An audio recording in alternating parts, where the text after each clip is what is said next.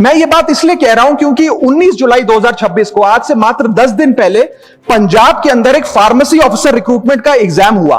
उसमें massive irregularities देखी गई, ब्लूटूथ डिवाइसेस के माध्यम से लाइव चीटिंग चल रही थी और चीटिंग सिंडिकेट वो चीटिंग फैसिलिटेट कराने के लिए 13 लाख रुपए का रेट चार्ज कर रहा था।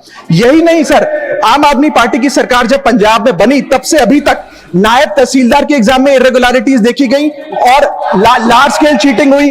पंजाब स्टेट एजुकेशन बोर्ड में 12वीं क्लास का इंग्लिश का पेपर लीक हुआ। पीएसटीईटी स्कूल टीचर रिक्रूटमेंट का एग्जाम का पेपर लीक हुआ। पीएसएसबी के ग्रुप ऑफिसर के रिक्रूटमेंट का एग्जाम लीक हुआ। एग्रीकल्चरल डेवलपमेंट ऑफिसर की रिक्रूटमेंट का एग्जाम लीक हुआ और एक्साइज और टैक्सेशन इंस्पेक्टर की रिक्रूटमेंट की मेरिट की लिस्ट जब आई तो उसमें फर्जी नाम डाल के जारी कर दिया गया। सर मैं आ रहा हूं, अब मैं कांग्रेस में आ रहा हूं। आप कांग्रेस का सुनिए सर, ये मेरा समय खराब कर रहे हैं। आप बोले ना, बोले आप बोले सर। जब सर कांग्रेस की कर्नाटक में सरकार है, इसी साल जनवरी 2026 में एसएसएलसी का पेपर हुआ। इसी साल कर्नाटक में कांग्रेस की सरकार के अंडर एसएसएलसी का पेपर हुआ, पेपर लीक हुआ और वो पेपर ऑनलाइन 200 रुपए में स्टूडेंट्स को बेचा जा रहा था। हिमाचल प्रदेश में HP state selection commission recruitment exam का पेपर कांग्रेस के कार्यकाल में लीक हुआ। अब आप सुनिए सबसे चौंका देने वाली घटना सर, सबसे शॉकिंग और सैड बात यह है कि 2016 में कर्नाटक में जब कांग्रेस की सरकार थी तब वहां पे 12वीं कक्षा का प्री यूनिवर्सिटी कॉलेज का 12th का केमिस्ट्री का पेपर लीक हुआ। ये क्लासरूम का पेपर नहीं था सर, ये स्टेट बोर्ड एग्जाम था। ये स्टेट का एग्जाम जब पेपर लीक हुआ, बच्चे एग्जाम देकर घर आ गए, पता लगा पेपर लीक हो गया, पेपर कैंसिल कर दिया। 20 दिन बाद री एग्जाम कराया गया, री एग्जाम का पेपर भी लीक हो गया और उसके बाद रात को 3:30 बजे वो पेपर व्हाट्सएप पे घूम रहा था, री एग्जाम को भी कैंसिल करना पड़ा। इसके बाद जब जांच हुई, स्टेट सीआईडी ने जांच करी तो 3 लोगों को अरेस्ट किया, जिसमें कर्नाटक सरकार के मेडिकल एजुकेशन मिनिस्टर डॉक्टर शरण पाटिल का पीए खुद शामिल था। पीए 10-10 लाख रुपए लेकर पेपर लीक कर रहा था।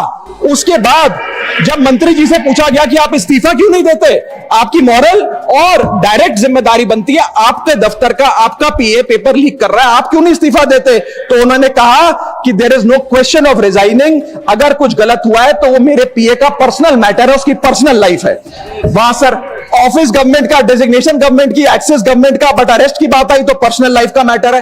और आयरनी देखिए, आज 2026 में कर्नाटक में फिर कांग्रेस की सरकार है और डॉक्टर शरण पाटिल फिर मंत्री हैं और उसी विभाग के मंत्री हैं, मेडिकल एजुकेशन विभाग के मंत्री।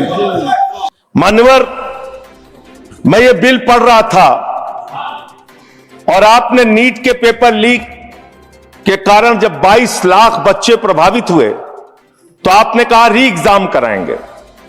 पहली बार जब आपने एग्जाम कराया तो 22,80,000 बच्चे उसमें बैठे थे, लेकिन दोबारा जब आपने री एग्जाम कराया तो उसमें मात्र 20 लाख बच्चों ने हिस्सा लिया, 2,80,000 बच्चों ने हिस्सा नहीं लिया।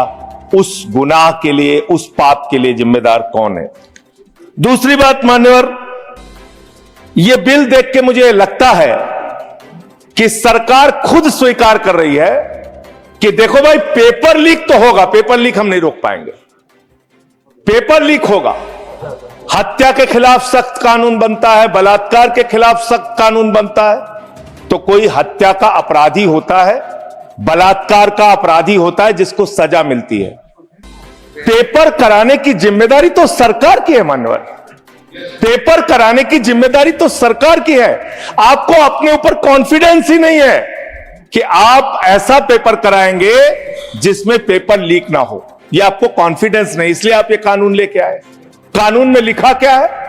इस कानून में आप लिख रहे हैं 2 महीने में इन्वेस्टिगेशन पूरी हो जाएगी, 3 महीने में ट्रायल खत्म हो जाएगा, 2 महीने में इन्वेस्टिगेशन पूरी हो जाएगी, 3 महीने में ट्रायल खत्म हो जाएगा। कितने कोर्ट हैं आपके पास? पूरे देश में कितने जजेस हैं आपके पास? फास्ट ट्रैक कोर्ट की असलियत मान्यवर पता है आपको? 2.5 lakh cases fast track court के अंदर पेंडिंग पड़े हुए हैं। यह आपकी हकीकत है।